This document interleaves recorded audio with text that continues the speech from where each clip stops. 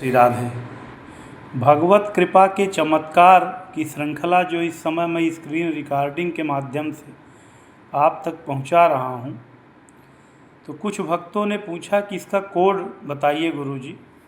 तो भगवत कृपा के चमत्कार संपादक हनुमान प्रसाद पोद्दार, ये पुस्तक बिना कोड के है और यह गीता प्रेस गोरखपुर में गीता वाटिका प्रेस प्रकाशन की तरफ से छपी है, जो हनुमान प्रसाद पोद्दार जी महाराज के स्मृति में बनाया गया है।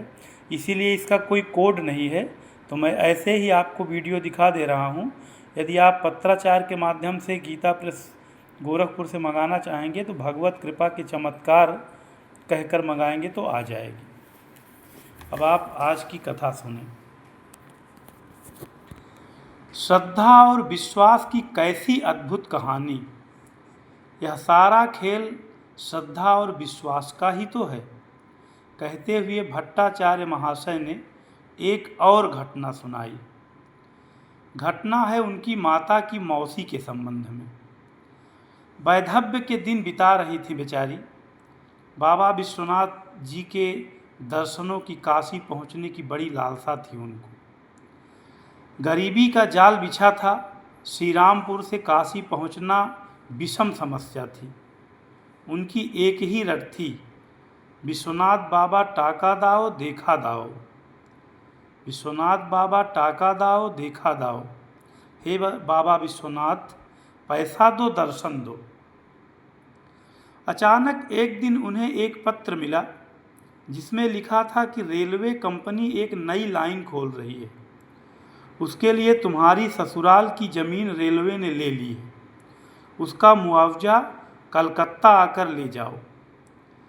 कलकत्ता जाते ही 700-800 रुपये मिल गए।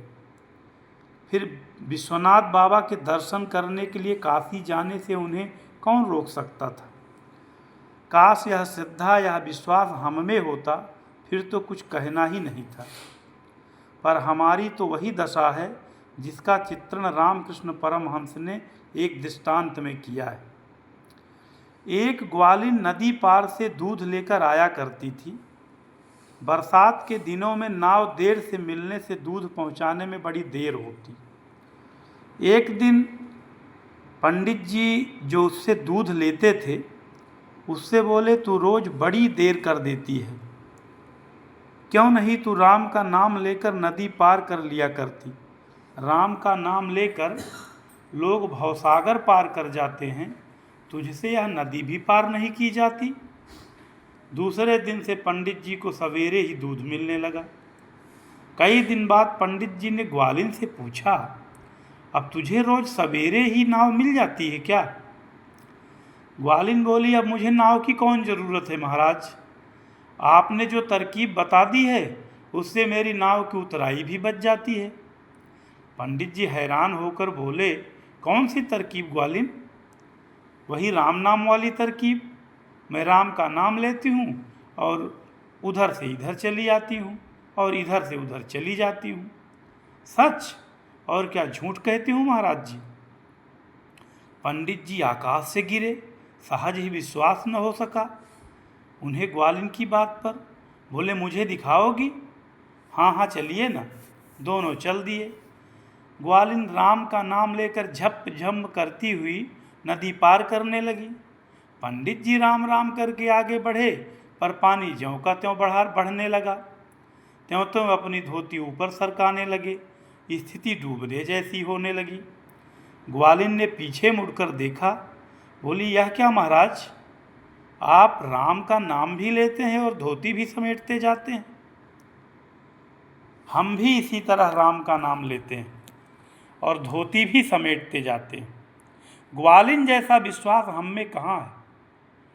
उस वृद्ध दंपति की तरह हम माँ अन्नपूर्णा पर अपने को कहाँ छोड़ते हैं?